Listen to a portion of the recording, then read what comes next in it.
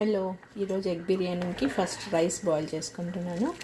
రైస్లో పచ్చిమిర్చి, కరివేపాకు,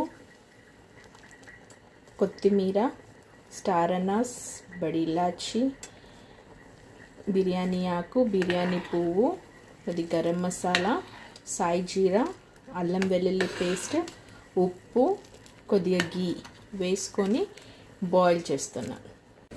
రైస్ పక్కన పెట్టుకొని బాయిల్ అవుతుంది. ఇప్పుడు ప్యాన్లో ఆయిల్ వేసి కొద్దిగా పసుపు, ఉప్పు వేసేసి ఫస్టే బాయిల్ చేసుకున్న ఎగ్స్ని ఇందులో కొద్దిగా ఫ్రై చేసుకొని పక్కన పెట్టుకోవాలి. మసాలాకి మనము అన్ని సన్నగా స్లైస్ చేసుకోవాలి.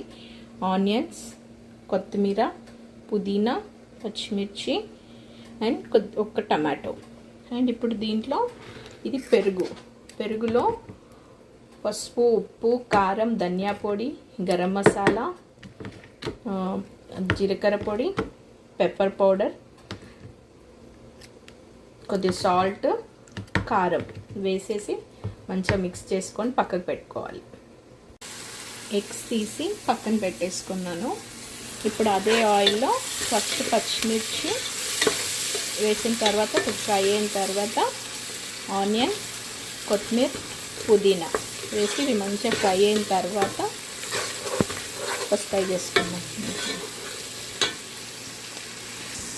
ఆయిల్ ఫ్రై అయిన తర్వాత ఆనియన్స్ అవన్నీ ఫ్రై అయిన తర్వాత ఇప్పుడు 1 full spoon ginger garlic paste వేసుకొని ఇది మంచిగా ఫ్రై అయిన తర్వాత జింజర్ గార్లిక్ పేస్ట్ ఫ్రై అయిన తర్వాత ఇప్పుడు టమాటోస్ ఫ్రై అయిన తర్వాత ఇప్పుడు ఈ కర్డ్లో ఉప్పు, కారము, ధనియా పొడి, గరం మసాలా, పెప్పర్ వేసి పెట్టింది ఇది దీంట్లో పెట్టేసుకోవాలి.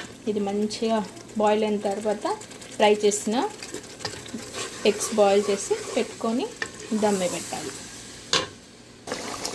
ఇప్పుడు ఫ్రై చేసిన బాయిల్డ్ ఎగ్స్ వేసుకొని ఇది కొద్దిగా దగ్గరకు వచ్చేంత వరకు ఉంచుకోవాలి.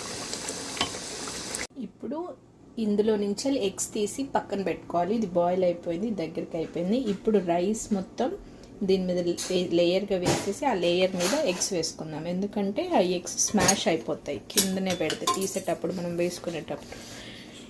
ఇట్లా కుక్డ్ రైస్ మంచిగా వేసుకోవాలి.